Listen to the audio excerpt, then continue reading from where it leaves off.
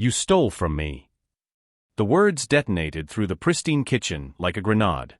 Oprah's hands froze mid-scrub, sudsy water dripping from her dark fingers onto Italian marble that cost more than everything she owned. She turned slowly, confusion spreading across her face like a stain, and found Gabriel Mercer standing in the doorway, not the hollow-eyed widower who barely acknowledged her existence, but something else entirely. Something furious. Something certain. Sir, I don't understand." "My wife's ring." His voice cracked with rage and grief twisted together. "Isabeau's wedding ring. 3 carats, platinum band, sapphire inlay. It's gone." He stepped closer, and she could see his jaw clenched so tight it looked painful. "And you were the only one in this house yesterday." The air left her lungs. She'd been cleaning his home for 6 months, invisible as furniture, and now this. "Mr. Mercer, I would never." "I have cameras everywhere, Oprah." The way he said her name felt like an accusation. Every room. Every angle. "I'll know the truth by tonight." She didn't know about the cameras.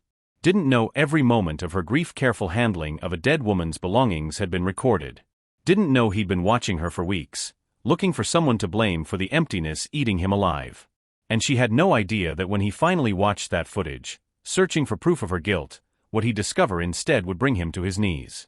Sometimes the people we're quickest to judge are the ones carrying weight we can't imagine. Have you ever been accused of something you didn't do? The truth in this story will shatter you. Don't look away. Hit like, leave a comment about what part hit hardest, and don't forget to subscribe for more stories that remind us to see people fully, not just the versions we expect. Oprah Baptiste learned to be invisible early. Not the kind of invisible that came from being ignored, though there was plenty of that too, but the deliberate kind. The survival kind. The kind where you became so good at reading a room, anticipating needs, moving through spaces without disturbing the air, that people forgot you were human. They forgot you had a name that meant something. That you'd once had dreams bigger than their pristine countertops. That you'd buried a child. She stood now in the kitchen of the Mercer estate. She refused to call it a home, because homes had warmth and this place was a mausoleum, organizing the cleaning supplies she'd brought in her own battered canvas bag.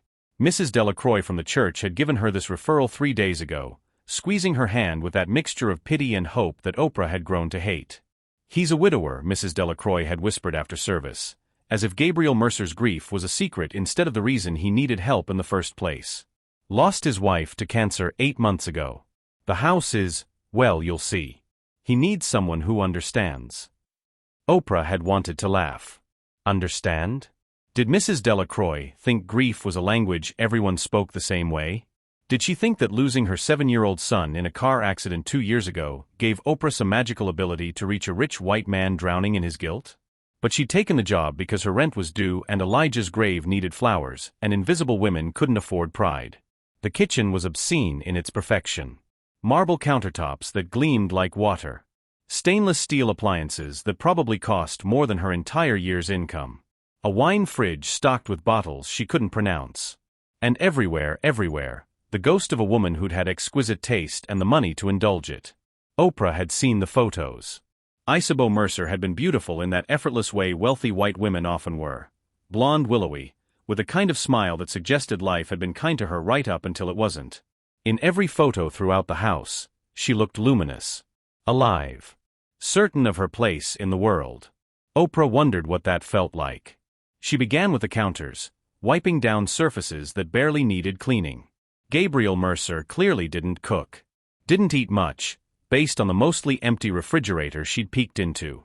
The house felt like a museum to his wife's memory. Nothing moved, nothing changed, everything preserved exactly as she'd left it. It was suffocating. Oprah moved through the first floor methodically, her movements practiced and efficient. Dust the built-in bookshelves where Isabeau's book collection sat untouched. Vacuum the Persian rugs that showed no footprints. Windex the floor-to-ceiling windows that overlooked a garden slowly dying from neglect. She'd been working for 2 hours when she heard footsteps on the stairs. Gabriel Mercer appeared like a ghost manifesting. Mid-40s tall, the kind of handsome that looked expensive, sharp jaw, dark hair graying at the temples, eyes that might have been kind once but now just looked empty. He wore a wrinkled button-down and jeans, barefoot, like he'd forgotten how to care about appearances. He stopped when he saw her, seeming surprised to find another human in his space. "You're the new cleaner." It wasn't a question. "Yes, sir. Oprah Baptiste. Mrs. Delacroix recommended me." He nodded absently, his gaze already sliding past her to the windows, the garden, anywhere but her face. "Right. Yes. She mentioned you'd be starting today." Silence stretched between them, awkward and heavy. "I'll stay out of your way," Oprah said quietly, the script she'd perfected over years of cleaning other people's homes. "You won't even know I'm here." Something flickered in his expression, she couldn't read it, and then he was gone, retreating upstairs like a man running from his own house. Oprah returned to her work, making herself invisible again. Gabriel Mercer had stopped sleeping in his bedroom 4 months ago. He'd tried, after Isabeau died. Tried to lie in their bed, surrounded by her scent fading from the pillows, staring at her side of the closet still full of clothes he couldn't bring himself to donate. But the grief was too loud there. Too present. It crawled into bed with him, wrapped around his throat, whispered all the ways he'd failed her. "You should have caught it sooner. You should have insisted on better doctors. You should have done something, anything, instead of watching her waste away." So now he slept, when he slept at all, in his home office on the 3rd floor, surrounded by computer monitors and the cold blue glow of surveillance feeds. Because if he'd learned anything from losing Isabeau, it was this: control was an illusion, but monitoring was real. He'd installed the camera system 3 months ago, after the second break-in scare that turned out to be nothing, a raccoon in the garden, his paranoid mind turning shadows into threats. His sister Camille had called it excessive. His therapist had called it a manifestation of hypervigilance related to loss. Gabriel called it necessary. He pulled up the feeds now, watching the new cleaner Oprah, Mrs. Delacroix had said, move through his first floor with careful precision. She was younger than he'd expected, late 30s maybe, with rich brown skin and natural hair pulled back in a practical bun. She moved like someone accustomed to being overlooked, her body language deferential, apologetic for taking up space. He felt a stab of something, guilt, maybe, or shame, for making her feel that way. But he couldn't seem to muster the energy to be a better version of himself. That person had died with Isabeau. His phone buzzed. Text from Camille, "Lunch today? You need to eat." He ignored it. Another text, "Gabriel, I'm serious. You're disappearing. Please." He turned his phone face down and returned his attention to the monitors. Watched Oprah dust Isabeau's bookshelf with a gentleness that surprised him. She picked up a framed photo, Isabeau at their wedding, radiant in white, and studied it for a long moment before carefully setting it back exactly where it had been. Something about the gesture made his chest tighten. He forced himself to look away, to focus on work emails he had no intention of answering. His company, Mercer Security Solutions, specializing in cybersecurity for Fortune 500 companies, practically ran itself now. He'd built it from nothing, and now that it was everything, he couldn't bring himself to care. What was the point of building an empire if you came home to silence? The day passed in mechanical increments. Oprah cleaned. Gabriel watched the monitors. They existed in the same space without intersecting, two ghosts haunting the same house for different reasons. At 4 p.m., Oprah appeared in the kitchen one final time, putting away her supplies. She moved to leave, then hesitated, her gaze landing on something Gabriel couldn't see from his monitor angle. She stood there for a long moment, her shoulders rising and falling with a deep breath. Then she reached into her own bag and pulled out something small, flowers, he realized. Fresh daisies. She set them in a vase by the window, arranged them with careful hands, and then left without a word. Gabriel pulled up the camera footage, zoomed in on the flowers. They were the first living thing in his house in months. He sat back in his chair, something cracking open in his chest that felt dangerously close to feeling. He shut it down immediately.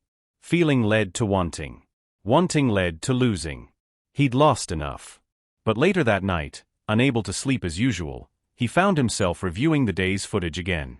Watching Oprah move through Isabeau's spaces with reverence instead of efficiency. Watching her pause at photos, her expression soft with recognition.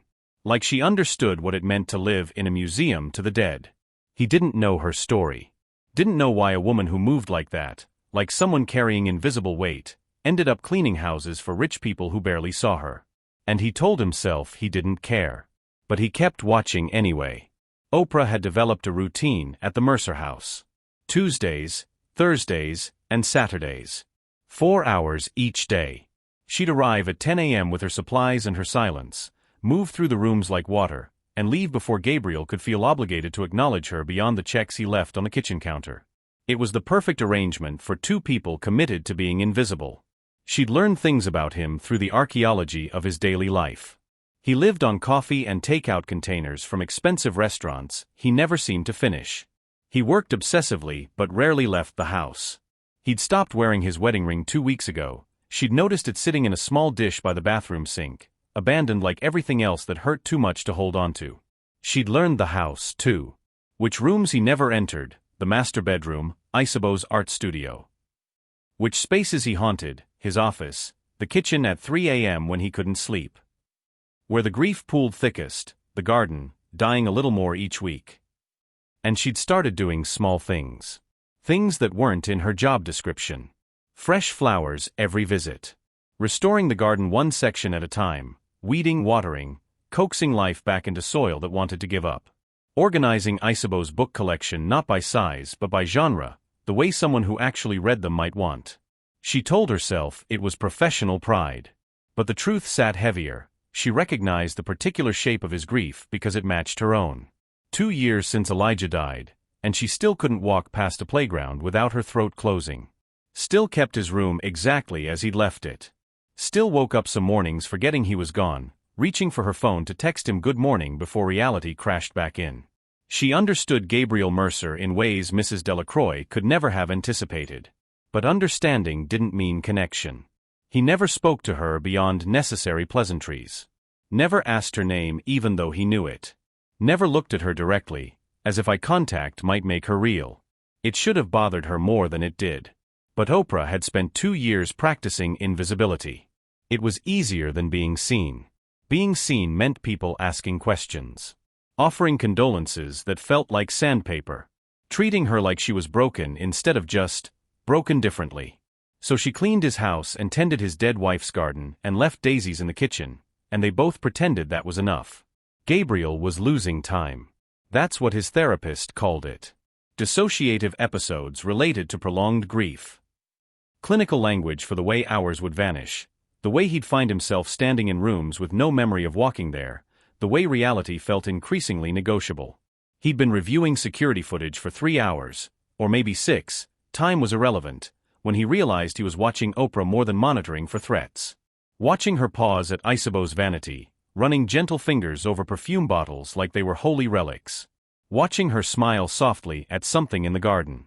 Watching her sit on the kitchen floor, back against the cabinets, crying silent tears she clearly thought no one would see. He should have looked away. Should have given her privacy. Should have felt guilty for the violation. Instead, he felt seen. Because he did the same thing. Cried in corners where no one could witness it. Touched Isabeau's things like contact might resurrect her. Smiled at memories that hurt as much as they comforted. The cameras had been meant to protect him. To control the chaos. To make sure nothing else could be taken from him. But they'd done something else entirely. They'd shown him he wasn't alone in his grief. And that terrified him more than being alone ever had. It was a Saturday morning, 3 months into their silent arrangement, when Gabriel descended to the kitchen and found Oprah making coffee. Not for herself, for him. The expensive French press he never used, the dark roast Isabeau had loved, prepared exactly the way he took it. She startled when she saw him, guilt flashing across her face like she'd been caught doing something wrong. "I'm sorry," she said quickly. "I noticed you drink a lot of old coffee from the pot. Thought I shouldn't have presumed." "It's fine." The words came out rougher than he intended. She nodded, turning to leave, and something in him cracked. "Wait." She froze, her body language screaming discomfort. "The garden," he said. "You've been working on it." Silence. "It looks better. Thank you."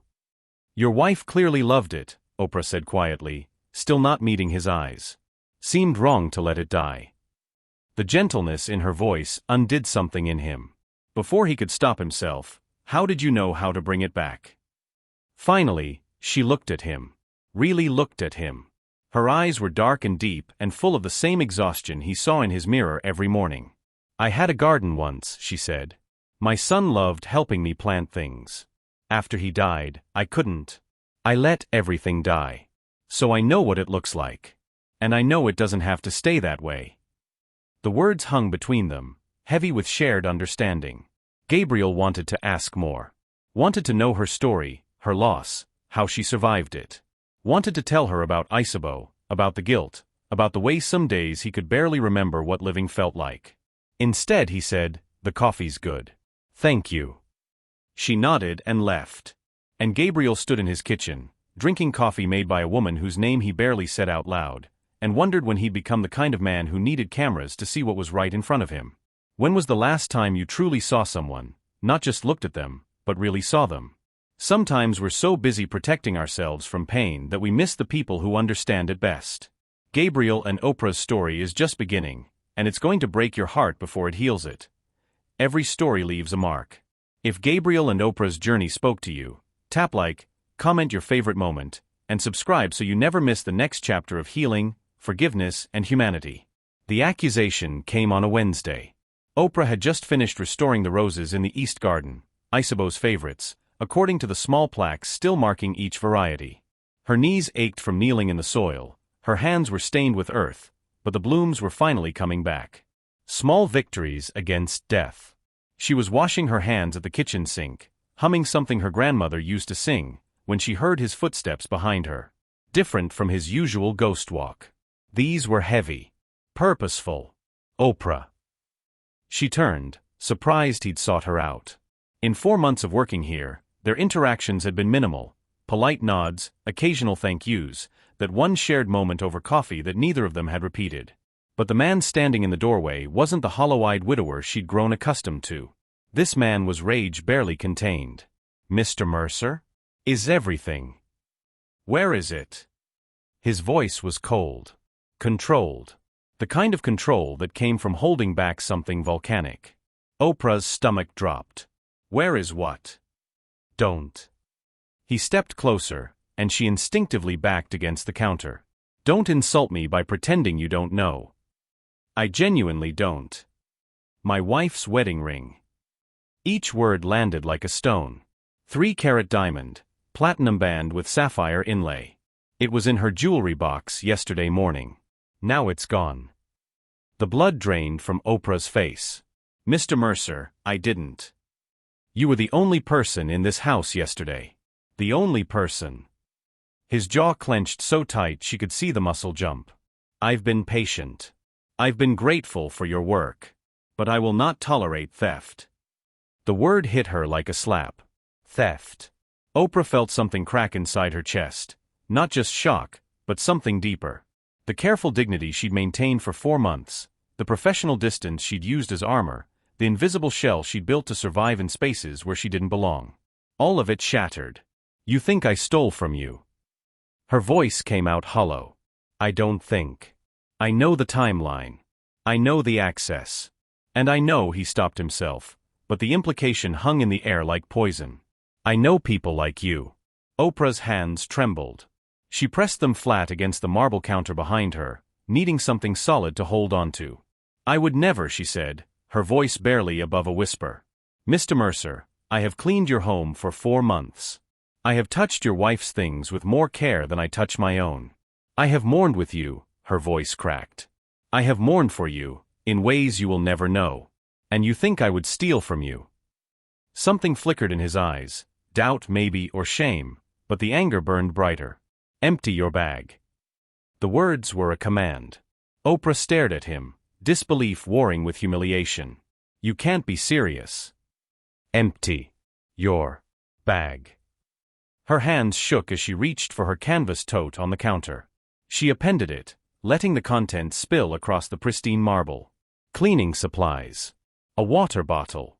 Her phone. A worn paperback. Her wallet.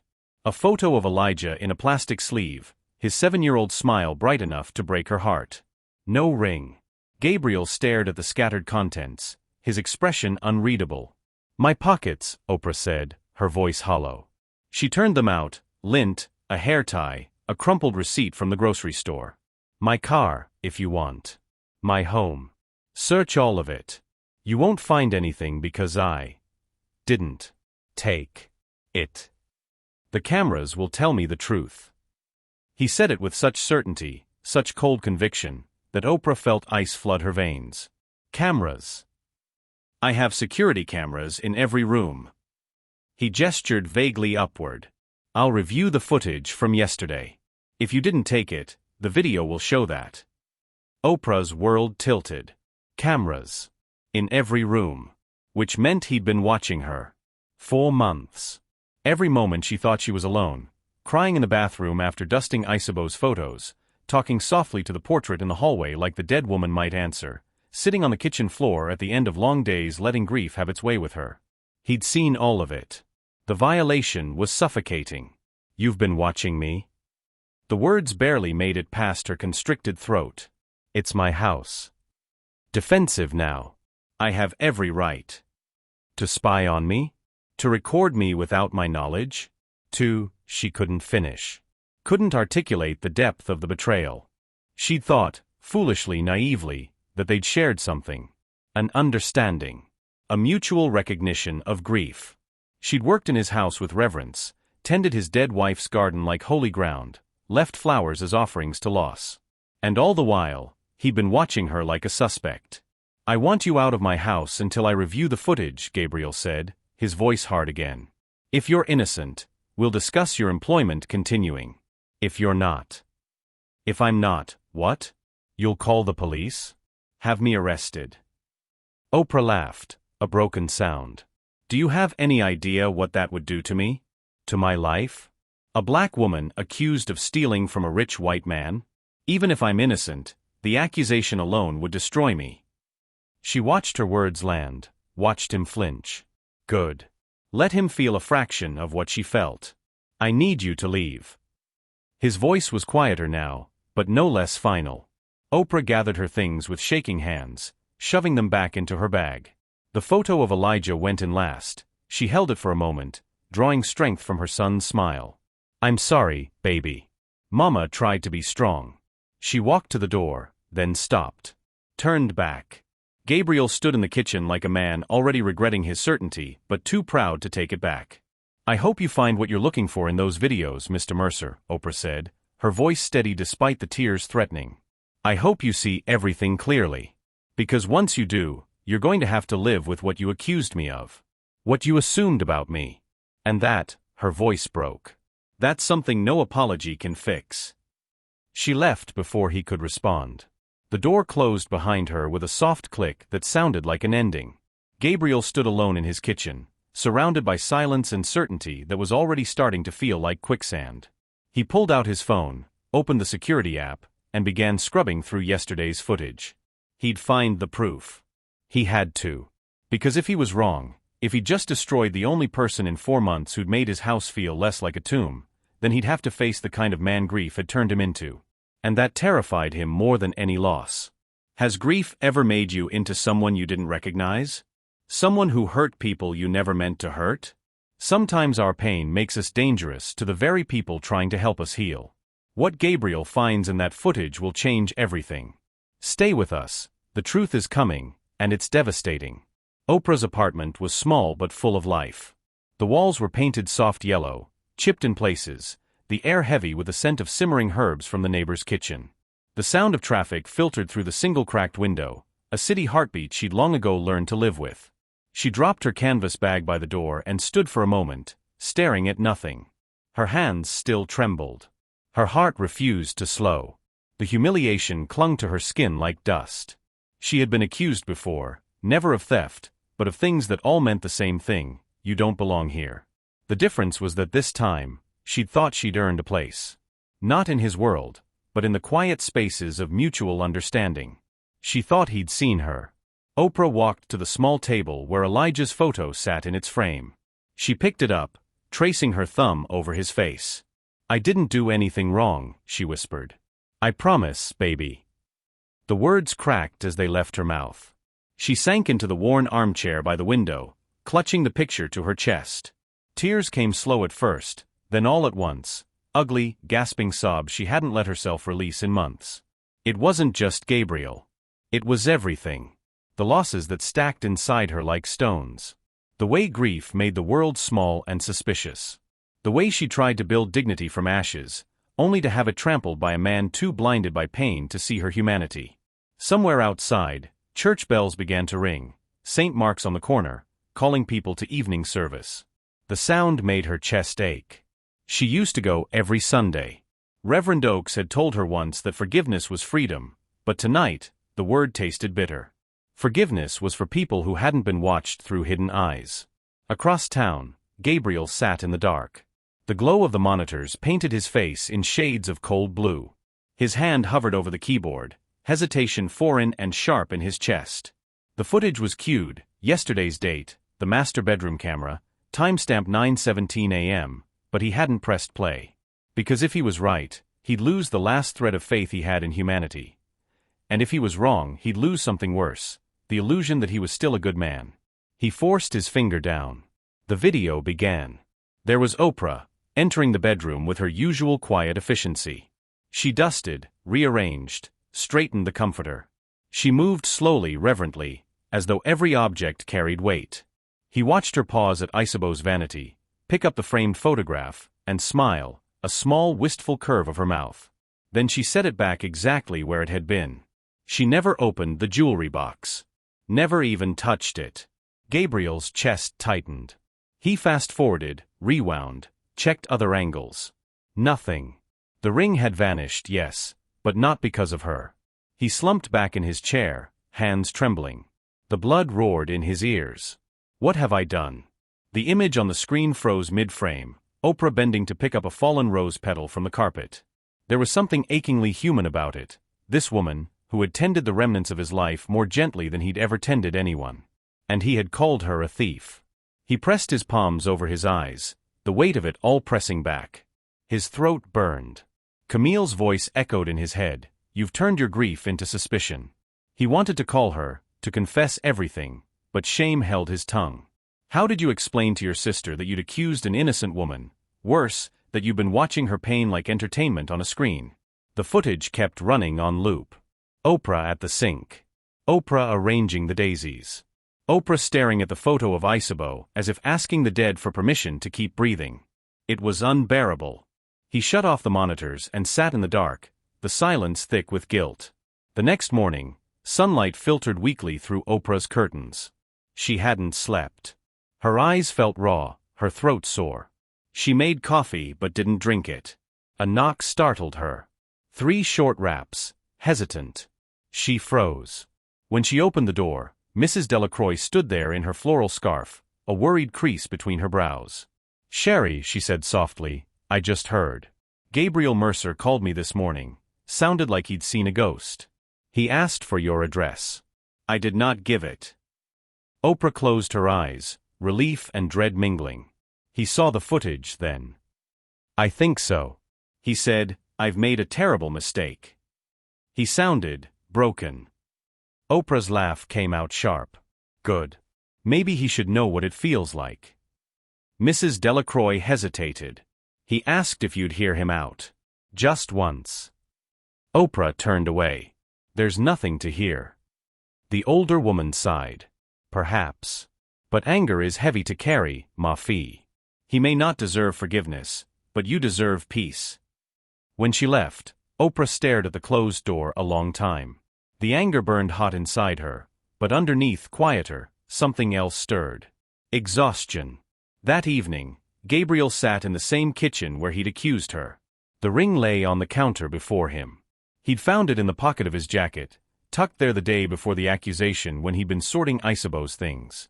He turned it over in his hand, the sapphire catching the light. He thought of Oprah's face when he'd said the word theft. The disbelief. The hurt. The dignity that refused to crumble even as he stripped it away. He'd built his company protecting people from invisible threats, and yet he'd become one. His phone buzzed. "Camille again. Camille, you need to fix this, Gabe. Don't hide behind guilt." He stared at the message for a long time, then typed, "I don't know how." Her reply came instantly. "Start with the truth." Later, as rain began to fall against the glass walls, Gabriel stood in the doorway of Isabeau's old studio. The canvases still leaned against the wall, half-finished, colors frozen mid-expression. "I don't know how to come back from this," he whispered. The air didn't answer. But in his mind, he saw Oprah's hands placing daisies in a vase. The quiet grace of it. The mercy she'd shown a stranger's grief. He realized mercy might be the only way forward. Sometimes we destroy the people who remind us we're still alive. But recognition is the first step toward redemption. Gabriel's next choice will decide whether he earns forgiveness, or loses it forever. Rain fell for 2 days straight after Gabriel Mercer found the ring he drummed against the glass walls of his house, seeped through the garden soil, filled the air with a scent of earth and regret. The ring sat on the kitchen counter where he'd left it, a silent witness, gleaming accusingly under the lights. Every time he passed it, he felt its weight pulling him down, an anchor tied to the word sorry he still couldn't bring himself to say. He'd rehearsed the apology a dozen times in his head. None of them felt like enough. Because how do you apologize for making someone invisible again, after they'd spent years fighting to be seen? Camille had called again that morning. "You found it," she said flatly when he answered. And I ruined everything," Gabriel replied. His voice sounded thin, even to himself. "You need to tell her. She won't want to hear it." "Then say it anyway," Camille said. "Not for her forgiveness. For your humanity." He hung up and stared out at the rain-slicked garden. The roses were blooming again, stubborn and bright against the gray. He realized Oprah had done that. She'd coaxed life out of something he'd already written off as dead. It was time to do the same. When Oprah knocked on the door that Thursday, it wasn't because she wanted to. She needed her last paycheck, and Mrs. Delacroix had gently insisted she collect it in person. "You earned that money," the older woman had said. "Don't let pride cost you rent." So now Oprah stood on the Mercer porch, rain dampening the ends of her coat, her stomach tight with dread. She'd promised herself she wouldn't cry, wouldn't tremble, wouldn't give him the satisfaction of seeing what his accusation had done to her. When the door opened, Gabriel looked like he hadn't slept. His eyes were shadowed, beard unshaven, shirt rumpled. But what startled her most was the expression, something she'd never seen on his face before. Humility. "Oprah," he said, her name soft and heavy in his mouth. "Thank you for coming." "I'm not here to talk," she said sharply. "I came for my check." "I know." He stepped aside. "It's on the counter." She hesitated, then brushed past him, keeping her gaze fixed on the kitchen island where a white envelope waited. She reached for it, but his voice stopped her. "I found the ring." Her hand froze. "It was in my jacket pocket," he continued quietly. "I must have put it there weeks ago. I forgot." She turned slowly. "You forgot." He nodded, shame flickering across his features. "I accused you of something unforgivable." Her throat tightened. "Yes. You did." Silence pressed in, thick, suffocating. He took a breath. "You have every reason to hate me. I don't expect forgiveness. But I needed you to know I know the truth now. You didn't take anything from me." She laughed softly, bitterly. "Didn't I? You took my dignity, Mr. Mercer. My peace. You made me small again." "I know," he said, voice breaking. "And I'll never stop being sorry." For a long moment, neither spoke. Rain pattered against the windows. The sound filled the spaces between their breaths. Finally, she picked up the envelope. "Goodbye, Mr. Mercer." But when she turned to go, he said, "Please. Wait." She paused, hand on the doorknob. "I know there's no fixing what I did," he said. "But I want to try, to make things right, in whatever small way I can. If you'll let me." She hesitated. Every instinct told her to walk away. Yet something in his voice, raw pleading, made her turn back. "And how do you plan to do that?" she asked quietly. "By listening," he said. "By seeing you. Really seeing you. Not as someone who works for me. Not as a—" he stopped himself before the word suspect could escape. "As a person." Her eyes softened, but only a little. "You had your cameras for that, remember?" He flinched. "I deserve that." "Yes," she said. "You do." For a moment, she thought he'd retreat into silence again. Instead, he surprised her. "I shut them all off," he said. "Every last one. I can't stand what they've turned me into. Oprah studied him, searching for insincerity, for ego, for the man who had humiliated her. But he was gone. What stood before her was someone stripped bare by regret. I'll come back tomorrow, she said at last, to collect my things from the supply closet. That's all. He nodded. Of course. She started to leave, then paused. You should water the garden, she murmured. The roses will drown if the soil stays too heavy. I will, he said. When the door closed behind her, Gabriel leaned against it, exhaling a breath that felt like the first honest one in months. The next day, she returned. True to her word, Oprah went straight to the supply closet, boxing up her things. Gabriel hovered in the hall, unsure whether to speak. When she finished, he handed her a small envelope. Your final check, he said. And something extra, for the garden. For everything. I don't want your charity. It's not charity, he said quickly. It's gratitude. She looked down at the envelope but didn't open it. You can't buy redemption, Mr. Mercer. I know, he said softly. But maybe I can earn a chance to do something right. She sighed, exhaustion softening her edges. You can start by taking care of what's left of this house. It's still alive, even if you don't feel like you are. Their eyes met for the first time since that day in the kitchen. For a moment, neither of them spoke. Then she turned to go. But outside, the storm had worsened. The rain came down in sheets, wind whipping through the open walkway. You can't drive in this, Gabriel said instinctively. Please, just wait until it lets up. I'll be fine. Oprah, please. Something in his tone, gentle, not commanding, made her stop.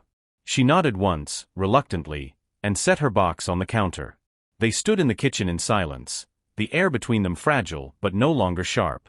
After a long moment, she said quietly, You ever wonder why people like me stay invisible?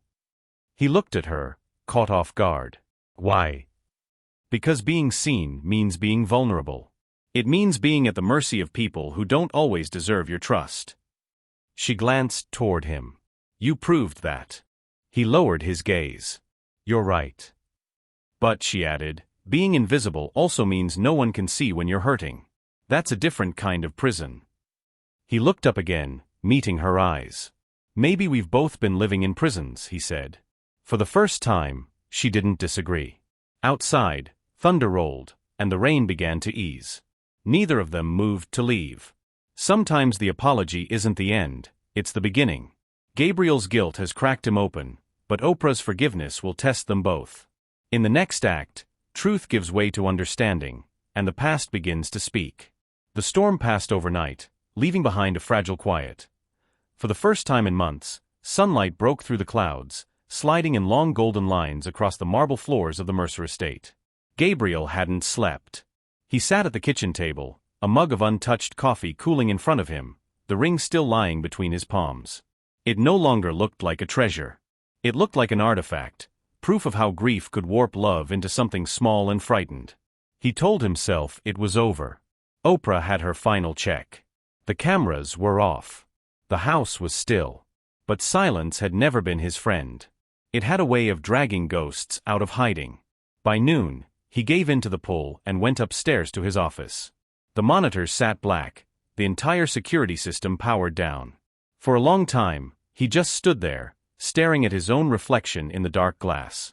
Then slowly, he reached out and turned the screens back on. It wasn't guilt that drove him, it was longing. Not to watch her. To understand her. He opened the archive folder and clicked on a date 3 weeks prior. The footage flickered to life. Oprah appeared, moving through Isabeau's art studio with that same reverent stillness. Dusting canvases. Straightening jars of brushes. She picked up one of Isabeau's unfinished paintings, a stormy landscape, and studied it for a long moment. Her lips moved, whispering something the microphone barely caught. Gabriel leaned closer to the screen. You must have loved her very much. He closed his eyes. When he opened them again, the footage had shifted, different angle, different day. Oprah in the bathroom, wiping the mirror. She stopped, staring at her own reflection. For the first time, he saw her face unguarded, grief raw and honest, no mask of professionalism. She sank onto the closed toilet lid, burying her face in her hands. And then quietly, "Elijah, I miss you." The sound was faint but unmistakable. Gabriel's chest tightened. He rewound, turned up the volume, played it again. The same words, soft, aching, like a prayer she'd forgotten was being recorded. He searched through the files, each clip revealing fragments of a story he had never cared to learn. Oprah crying in the kitchen at midnight, clutching a child's drawing. Oprah humming lullabies while arranging flowers on the windowsill. Oprah kneeling in the garden, whispering to the soil. By the time he shut the monitor off, his throat ached. He finally saw her, not as the woman he'd accused, not as an employee, but as someone surviving the same endless war he fought every day. He'd thought grief made him unique, T hadn't. It had just made him blind. That afternoon, Gabriel walked into the garden. The earth was damp and dark beneath his shoes, the roses dripping with rain. He crouched near one of the bushes, Isabeau's favorites, the pale pink variety she used to wear in her hair, and traced the petals with his fingertips. The garden was alive again because of Oprah. Each bloom felt like an act of forgiveness he hadn't earned. He stayed there a long time, until the sound of tires on gravel broke the stillness. He turned and saw Oprah's car pulling up the drive. For a moment, panic flashed through him. He hadn't called her. Hadn't expected to see her again. She stepped out, holding a paper bag. "Mrs. Delacroix sent me," she said when she saw him. "You left this at the church pantry last week." He blinked, surprised. "I haven't been to." He stopped when he saw the handwriting on the bag. "Camille's." "Of course. I think she's trying to make you eat," Oprah said dryly, handing it over. He almost smiled. "That sounds like her." They stood in the garden, awkward and silent for a beat. Then Gabriel said, "You did this." She frowned. "What?" "The garden. It's alive because of you." "I couldn't stand to see it die," she said simply. "It reminded me too much of my own." He hesitated. "You said before, you had a garden once. And your son, Elijah. He helped you plant it." She stiffened slightly, the air between them shifting. "I shouldn't have heard that," he said quickly. "I didn't mean to invade your privacy. I was reviewing the footage. I wanted to understand." Her eyes flashed. "You watched me again?" "Yes. But not like before." He swallowed hard. "I needed to see what I missed when I was too busy suspecting you. I needed to know who I hurt." Silence. Then quietly, "And did you find out?" He nodded. "You lost your son." Her breath caught. She looked away, blinking fast. 2 years ago. Car accident. He was 7. "I'm sorry," he said. "Everyone says that." "I know," he said softly. "But I mean it." She folded her arms, gaze fixed on the damp earth. He loved planting things. Said flowers were proof that even dirt could turn beautiful. After he died, I let it all die with him. Couldn't bear to touch the soil. Gabriel listened, the words cutting deeper than she knew. "And yet you brought mine back. Because I had to believe it could be done." He looked around at the blooms, the bright defiance of them against the gray. "Then maybe you were saving more than just flowers." Oprah met his eyes, something unspoken passing between them, an understanding that had nothing to do with words. "I watched the footage too," he said quietly. "The day I accused you. Every second of it. You never touched the jewelry box. But I saw you touch everything else, with care. With reverence. I didn't see that before." Her voice was steady but sad. "You didn't want to see it. Grief makes people cruel." "I know," he said. "It made me blind." The wind rustled through the roses. Finally, Oprah said, "You can't undo what happened, Gabriel." "I know. But maybe you can do better with what comes next." He nodded. "Will you let me try?" She hesitated. The question hung in the air, fragile as a new bloom. Finally, she said, "That depends on what try means." "It means," he said, "you don't have to do this alone anymore." For the first time, her expression softened, not forgiveness yet, but the faintest crack in the wall she'd built. The sky brightened, sunlight glinting off the rain-soaked petals. Gabriel felt the weight in his chest ease, just slightly. Maybe redemption wasn't a destination. Maybe it was a practice. One garden, one conversation, one act of courage at a time. Sometimes the truth doesn't set you free, it humbles you first. Grief has been their prison, but in understanding each other's pain, Gabriel and Oprah begin to find a way out. The next act, healing takes root. The garden became their truce. Neither of them planned it that way. It just happened. After that conversation, Oprah returned a few days later with gloves and a trowel, claiming she couldn't bear to see him murder the hydrangeas through ignorance. Gabriel didn't argue. He simply nodded, wordlessly grateful for any reason not to lose her completely. At first, they worked in silence. He cleared weeds under her direction, clumsy but obedient. She trimmed dead branches, humming under her breath, a soft melody he couldn't place. Something mournful and sweet. The afternoon light turned everything gold. Bees floated lazily between the roses. For the first time in a long time, the Mercer estate didn't feel like a mausoleum. It felt alive. Gabriel found himself studying her more than the flowers, not out of intrusion this time, but out of curiosity for how someone who had endured so much could still bring life to broken things. "You really know what you're doing," he said after a while, wiping sweat from his forehead. "I should," Oprah replied. "I used to help my grandmother with her garden in Haiti. She said the earth listens if you treat it kindly." He nodded, looking down at the soil. "I don't think I've treated much kindly in a while." "You're trying now," she said. "That counts." They worked in companionable quiet for another hour. When clouds began to gather, Oprah stood, stretching her back. "That's enough for today. The ground needs to rest." "So do I," he said with a small smile. Her eyes flicked toward him, surprised, then faintly amused. It was the first time she'd seen him smile. It softened him, made him look almost like the man he might have been before the cameras, before the grief. "You're not as terrible at this as I expected," she said, deadpan. "I'll take that as high praise." "It is." For a moment, their laughter mingled with the sound of the wind through the trees. It wasn't loud, but it was real, and it startled them both. That evening, Gabriel brewed 2 cups of tea without thinking. When Oprah came inside to wash her hands, he offered her one. She hesitated, then accepted. They sat at the kitchen table, across from each other, the silence comfortable in a way that once would have been unbearable. He glanced at the photo on the counter, Isabeau smiling in the garden years ago, and said quietly, "She would have liked you." Oprah looked at him, unsure how to respond. "You don't have to say that." "I'm not saying it to make you feel better," he said. Isabeau loved people who made things grow. She said tending the living was the closest thing to faith. Oprah's fingers tightened around her mug. "Your wife was right." They sat in stillness, sipping tea, the quiet full instead of empty. In the weeks that followed, their rhythm returned, but different now. Oprah came on her usual days, though she no longer just cleaned. She helped Gabriel learn how to keep the garden thriving. Sometimes she brought pastries from the bakery near her apartment.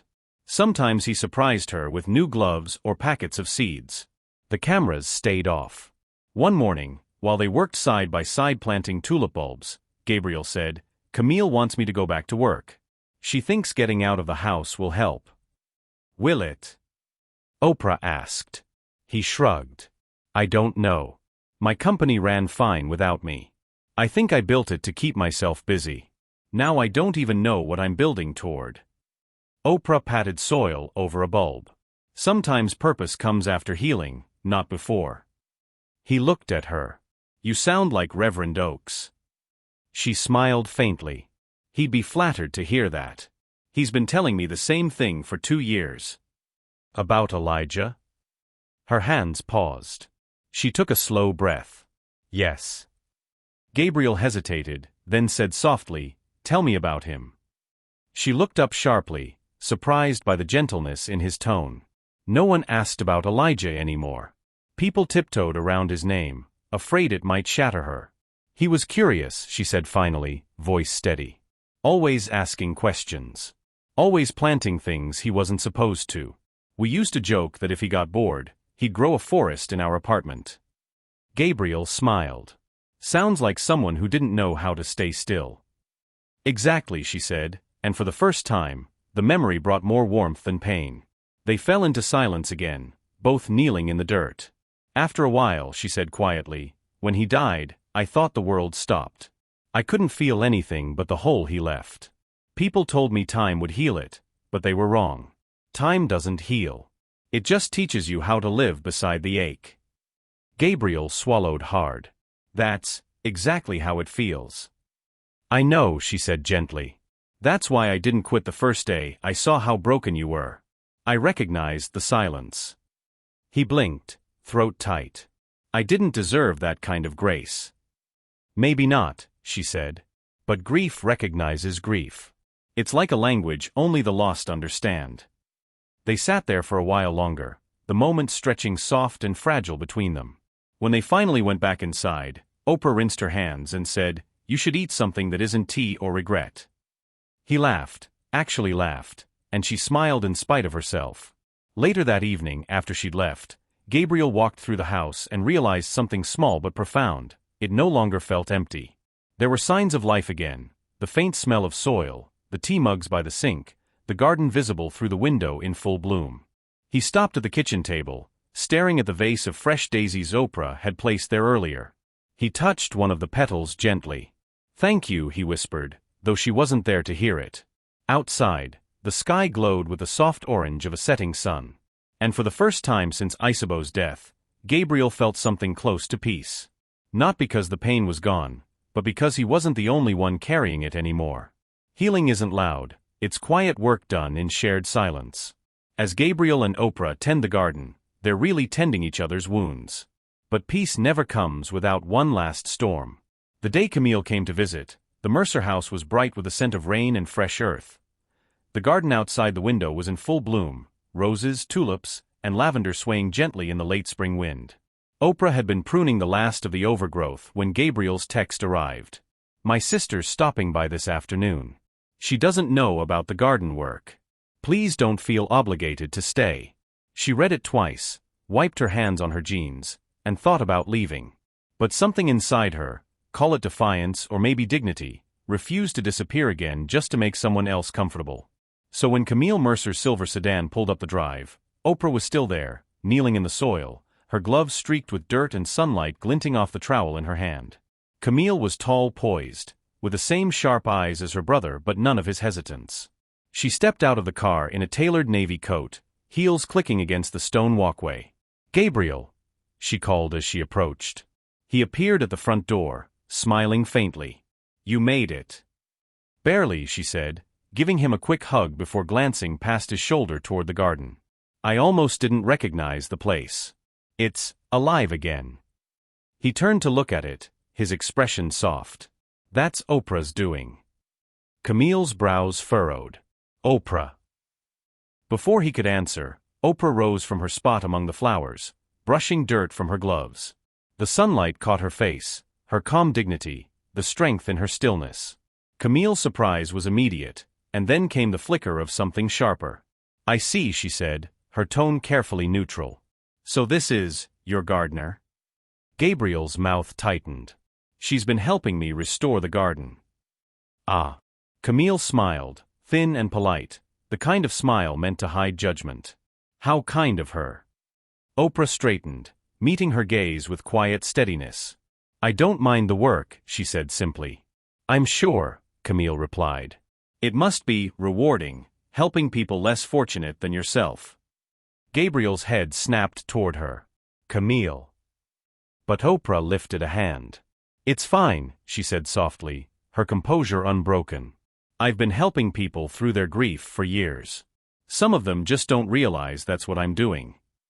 Camille blinked, momentarily disarmed by the grace in the reply. Before anyone could speak again, the timer in the kitchen beeped, Gabriel's attempt at baking bread, which Oprah had insisted he try for therapy.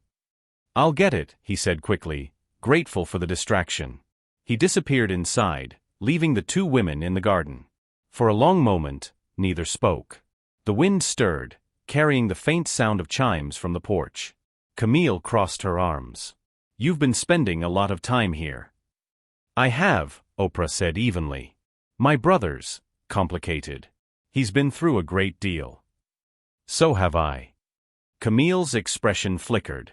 Yes, I heard. About your son. The words landed like a stone. Oprah inhaled slowly, steadying herself. Yes. I'm sorry for your loss, Camille said, and though the words were right, the tone wasn't. It was pity wearing the mask of concern. But you must understand, Gabriel's very vulnerable right now.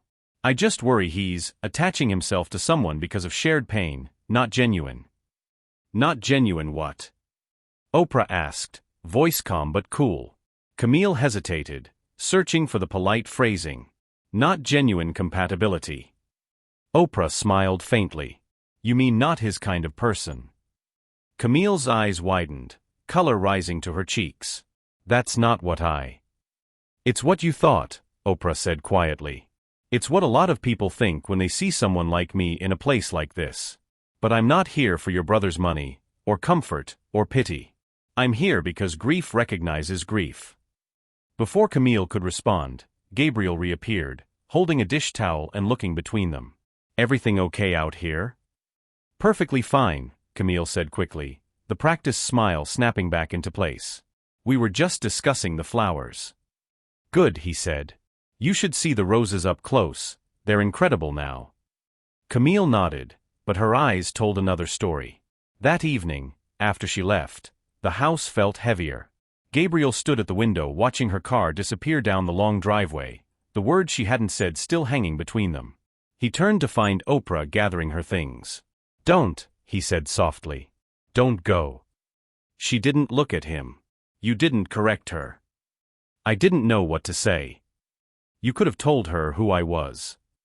I did. You're the one who brought this house back to life. That's not what she meant, and you know it. He opened his mouth, then closed it again. The truth was ugly. Part of him had frozen under his sister's scrutiny, the old instinct to keep peace by staying silent. Oprah shook her head, eyes shining, not with tears, but with anger she'd held back too long. You can't ask people to see you as changed if you still flinch when it costs you something. Oprah, please. I've been humiliated in this house once already, she said, her voice trembling but fierce. I won't do it again. Not for you, not for anyone. He stepped closer. I didn't mean to hurt you. That's the problem, Gabriel, she said quietly. You never mean to. But you do. And people like me don't get the luxury of being misunderstood. Her words hit him harder than any accusation ever had. She picked up her bag and walked toward the door. Don't leave like this, he said, desperate now. She stopped, hand on the doorknob, her voice soft but final. I told you before, being invisible is easier than being seen and misjudged. You proved that again today.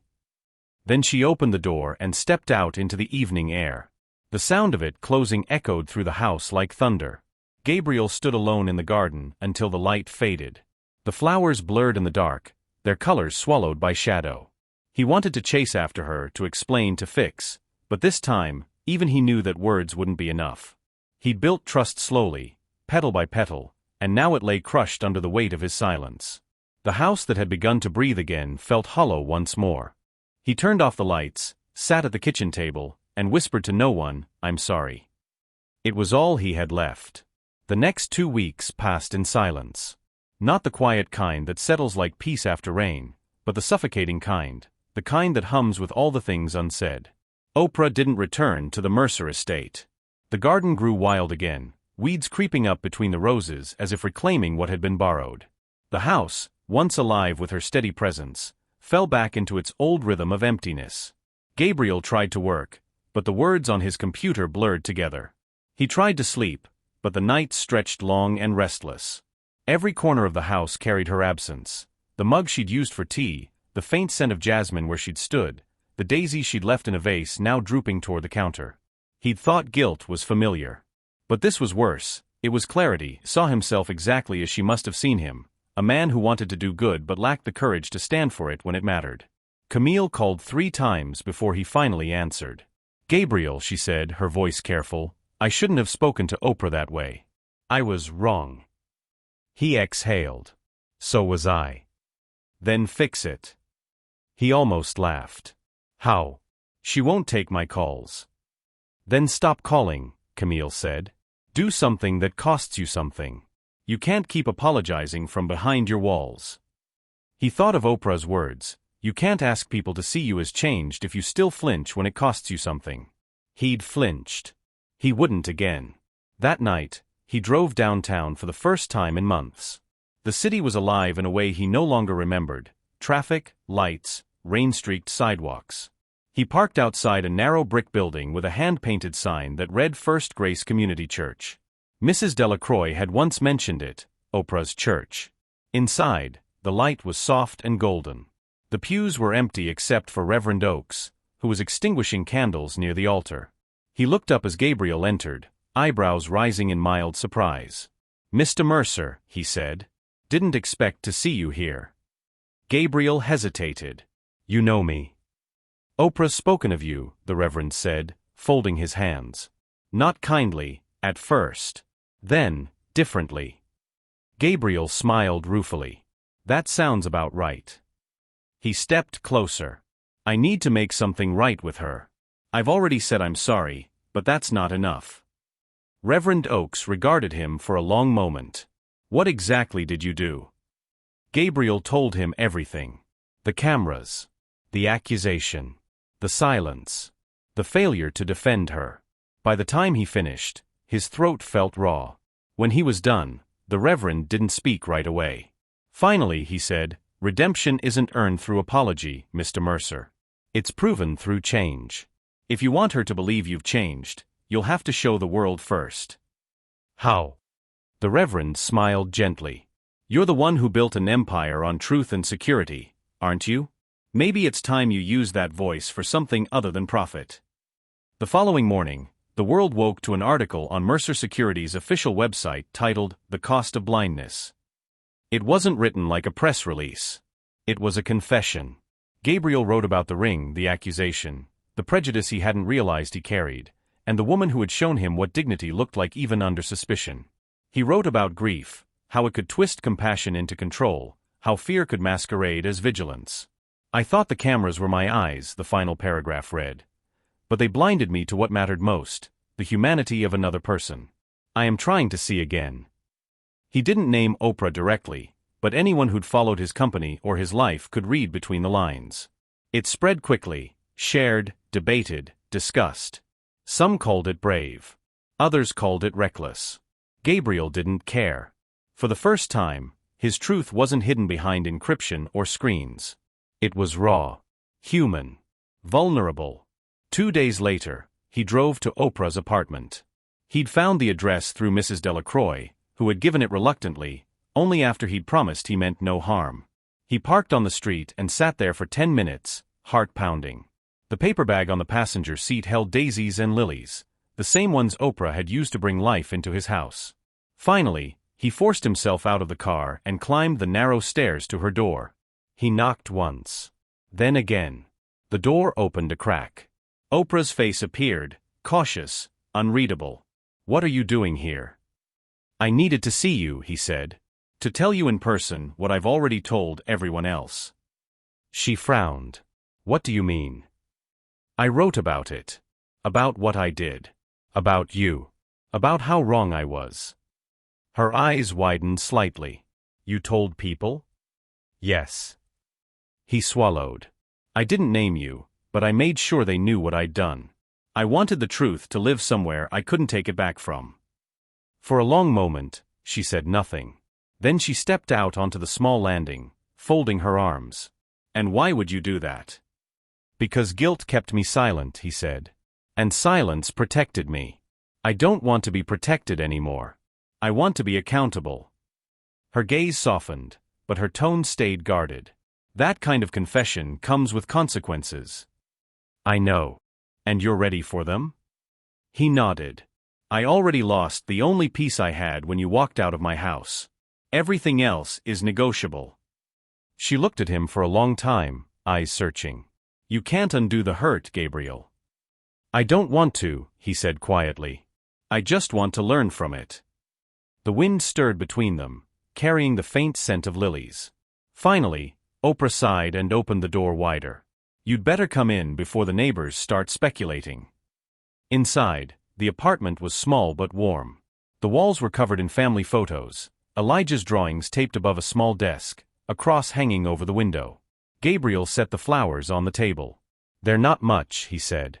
"But they reminded me of your garden." She looked at them, then at him. "You didn't have to bring anything." "I needed to," he said. "Because the first time I accused you, I gave you nothing but suspicion. The least I can do now is bring something living." A long silence followed, heavy but not unbearable. Finally, Oprah said, "You've taken a step most people wouldn't. That counts for something." "Does it count enough?" "Not yet," she said. "But it's a start." He nodded, accepting that. Outside, rain began again, a light, forgiving drizzle against the window. For the first time, Gabriel didn't see it as a storm. He saw it as cleansing. Redemption isn't a moment, it's a series of choices. Gabriel's confession opened the door. Now forgiveness must decide whether to walk through it. In the final act, the truth will come full circle. Days passed before Oprah called. Gabriel had left her apartment that evening unsure whether he'd ever hear from her again.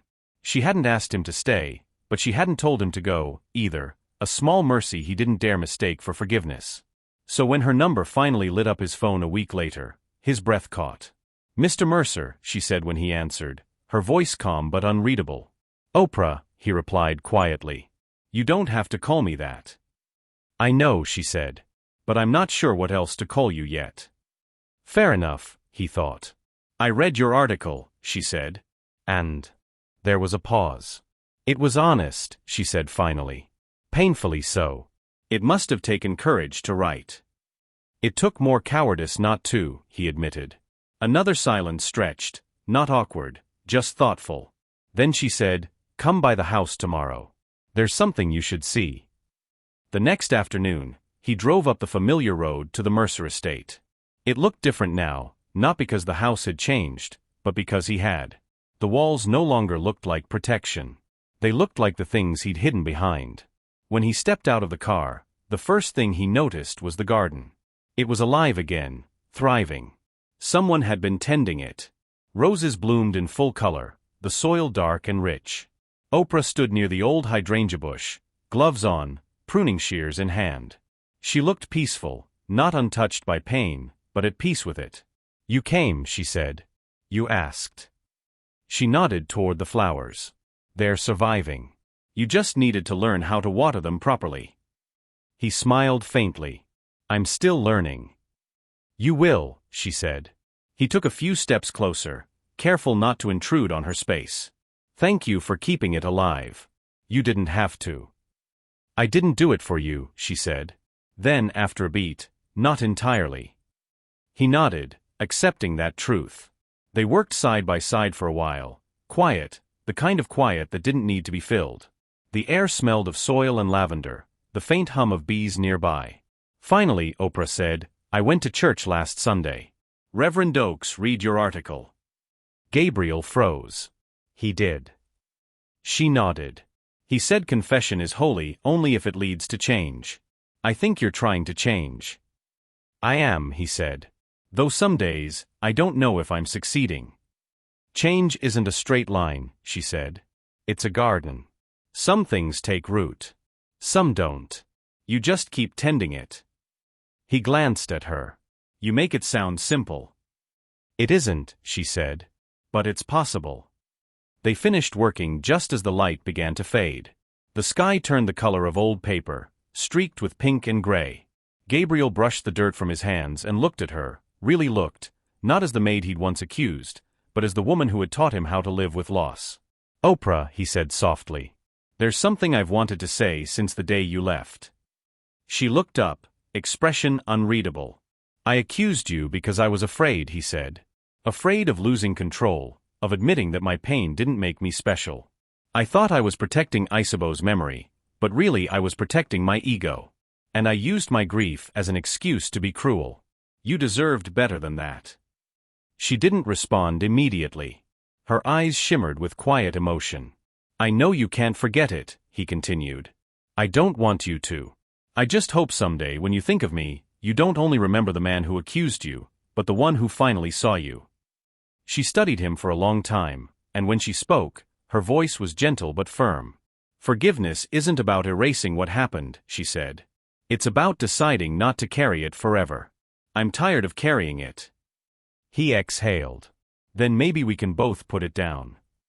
A small smile ghosted across her lips. Maybe. They stood in the fading light, surrounded by the garden that had outlasted their anger. After a while, she said, "You know, my son used to say something when we planted flowers together. He said, 'You can't grow anything if you don't get your hands dirty first.'"